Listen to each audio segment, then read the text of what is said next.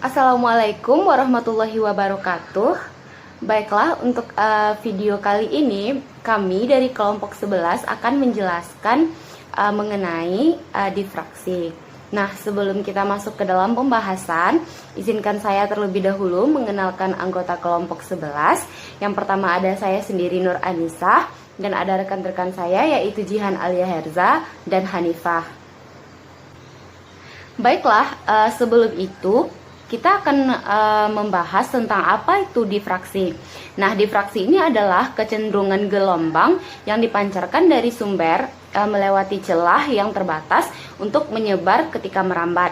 Nah, menurut prinsip si Huygens, setiap titik pada front gelombang cahaya dapat dianggap sebagai sumber sekunder gelombang bola. Nah, gelombang yang dipancarkan oleh semua titik pada permukaan gelombang mengganggu satu sama lain untuk menghasilkan gelombang berjalan. Sehingga pada prinsip Huygens ini juga berlaku pada gelombang elektromagnetik. Nah, untuk pembahasan selanjutnya kita akan membahas tentang difraksi Fresnel. Nah, apa sih difraksi Fresnel ini sebenarnya? Difraksi Fresnel itu terjadi bila sumber gelombang dari titik pengamatan yang berada dekat dengan lubang atau penghalang yang akan mengidentifikasi gelombang yang akan datang. Nah, ada juga yang dinamakan dengan Fresnel number F. Nah, di mana Fresnel number F ini merupakan besaran tanpa satuan terdapat pada optika pada beberapa teori dari difraksi. Nah, Fresnel number F ini dapat didefinisikan sebagai F sama dengan 2A per L dikali lambda. Nah, dengan lambda ini merupakan panjang gelombang, sedangkan A ialah ukuran yang memiliki karakteristik dari sebuah penghalang, dan L ini merupakan jarak dari sumber menuju layar.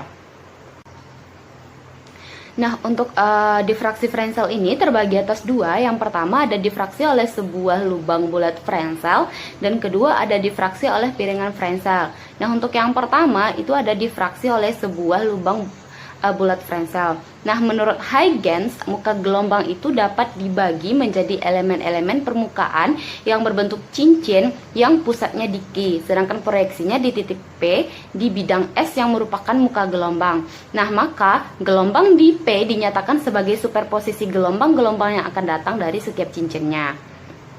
Kemudian yang kedua ada difraksi oleh piringan Fresnel. Nah, difraksi oleh piringan Fresnel ini jika lubang jari-jari A diganti dengan piringan, maka ada kemungkinan beberapa daerah Fresnel tertutup oleh piringan tersebut. Nah, sehingga pengiriman cahaya ke titik pengamatan dimulai dari daerah yang tidak tertutupi. Nah, sehingga pola difraksi yang terjadi sama dengan pola difraksi oleh lubang. Tetapi bagian tengah yang merupakan pusat dari bayangan geometris itu selalu terdapat titik terang. Baiklah, untuk pembahasan yang kedua kita akan membahas tentang difraksi Fraunhofer. Nah, difraksi Fraunhofer ini letak sumber cahaya dan layar itu sangat jauh sekali dari celah. Nah, berkas yang memasuki celah harus sejajar dan yang keluar dari celah tersebut juga harus sejajar. Nah, untuk difraksi Fraunhofer kita akan membahas beberapa pokok bahasan. Yang pertama itu ada difraksi Fraunhofer celah tunggal.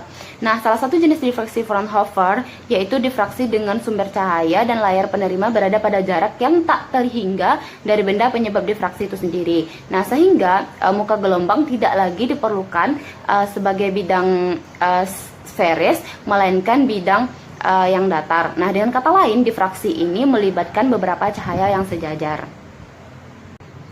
Nah, untuk pembahasan yang kedua yaitu ada difraksi Fraunhofer celah tunggal.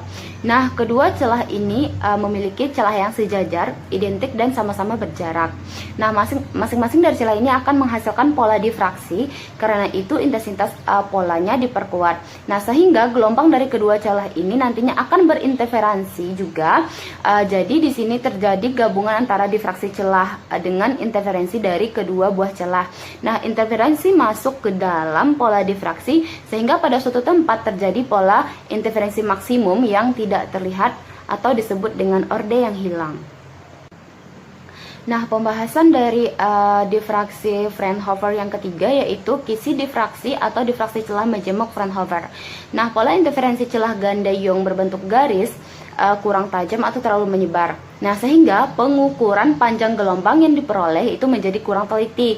Nah, agar pola interferensi yang dihasilkan pada layar itu lebih tajam, maka digunakan peralatan yang serupa dengan celah ganda Young yang mengandung celah paralel dengan ukurannya yang sama dan berjumlah sangat banyak. Nah, peralatan seperti itu dapat disebut dengan kisi.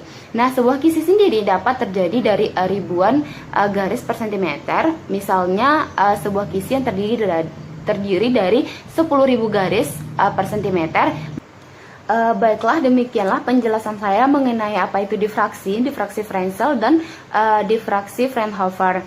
Nah, untuk pembahasan selanjutnya itu akan dijelaskan oleh rekan-rekan saya, Jihan Aliharza dan Hanifah. Di sini saya akan melanjutkan presentasi dari rekan saya, yaitu Nur Anissa. Yang materi selanjutnya yaitu difraksi dari sebuah celah tunggal. Nah, difraksi cahaya tunggal, pola difraksi yang disebabkan oleh celah tunggal dijelaskan oleh Christian Huygens. Menurut Huygens, tiap bagian celah berfungsi sebagai sumber gelombang, sehingga cahaya dari satu bagian celah dapat berinterferensi dengan cahaya dari bagian celah lainnya. Nah, di situ ada gambar untuk celah untuk yang A dan yang B. Di sini saya akan menjelaskan yang A itu cahaya monokromatis yang melewati celah sempit akan menghasilkan pola terang atau gelap.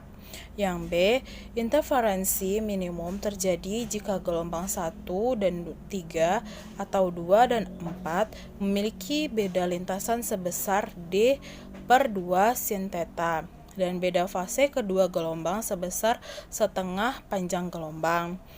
Interferensi minimum yang menghasilkan garis gelap pada layar akan terjadi jika gelombang 1 dan 3 atau 2 dan 4 berbeda fase, yaitu setengah, atau lintasannya sebesar setengah panjang gelombang. Berdasarkan gambar tersebut, diperoleh beda lintasan kedua gelombang D sin theta per 2. Delta S sama dengan D sin theta per 2 dan delta S sama dengan setengah lambda. Jadi D sin theta per lambda. Jika celah tunggal dibagi menjadi 4 bagian, pola interferensinya yaitu delta S sama dengan D sin theta per 4 dan delta S sama dengan setengah lambda. Jadi D sin theta sama dengan 2 per lambda. Untuk jarak pita terang atau gelap yang berurutan, delta P dirumuskan dengan delta P sama dengan lambda dikali R per D. Nah, selanjutnya yaitu interferensi difraksi dalam pola celah tunggal. Interferensi difraksi celah tunggal. Interferensi cahaya hasil difraksi pada celah tunggal dapat ditentukan dengan menghitung medan listrik total hasil penjumlahan dari masing-masing sumber titik.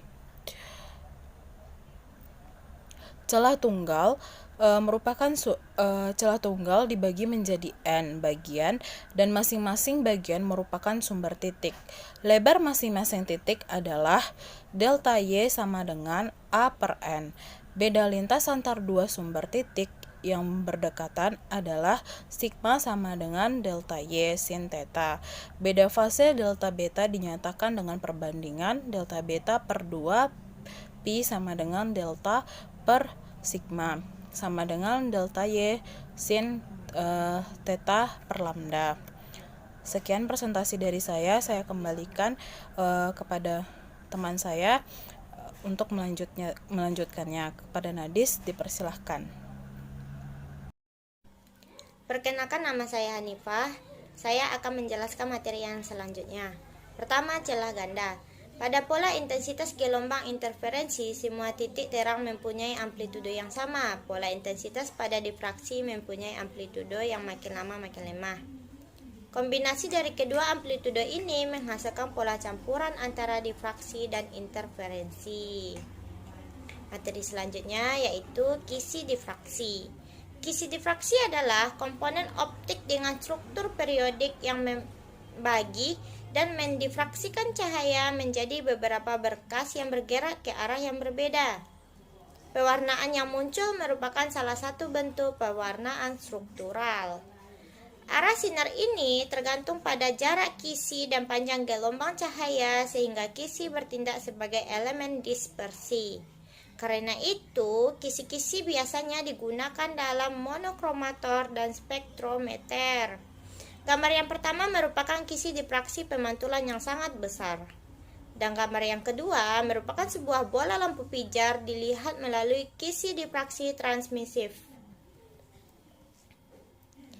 Prinsip kisi difraksi ditemukan oleh James Gregory sekitar setahun setelah eksperimen prisma Isaac Newton.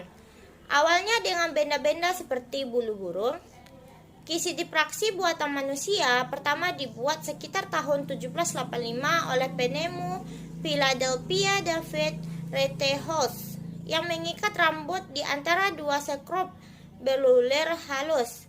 Ini mirip dengan kisi difraksi kawat fisikawan Jerman Joseph van Fraunhofer yang terkenal pada tahun 1821. Difraksi dapat menciptakan warna pelangi ketika disinari oleh sumber cahaya spektrum luas, misalnya kontinu. Efek gemerlap dari trek sempit yang berjarak dekat pada disk penyimpanan optik seperti CD atau DVD adalah contohnya. Hubungan antara jarak kisi dan sudut datang dan berkas cahaya terdifraksi dikenal sebagai persamaan kisi. Menurut prinsip Huygens Fresnel, setiap titik pada muka gelombang dari gelombang yang merambat dapat dianggap sebagai sumber titik, dan muka gelombang pada titik berikutnya dapat ditemukan dengan menjumlahkan kontribusi dari masing-masing sumber titik individu. Dan materi yang terakhir yaitu difraksi sinar X. Difraksi sinar X merupakan teknik yang digunakan untuk menganalisis padatan kristalin. Sinar X merupakan radiasi gelombang elektromagnetik dengan panjang gelombang sekitar 1A. Berada di antara panjang gelombang sinar gamma dan sinar ultraviolet. Sinar X yang diperoleh memberikan intensitas puncak tertentu yang bergantung pada kebolehjadian transisi elektron yang terjadi. Sinar X juga dapat dihasilkan oleh proses perlambatan elektron pada saat menembus logam sasaran. Proses perlambatan ini menghasilkan sinar X yang biasa disebut sebagai radiasi putih. Sekian penjelasan dari saya, semoga bermanfaat. Assalamualaikum warahmatullahi wabarakatuh.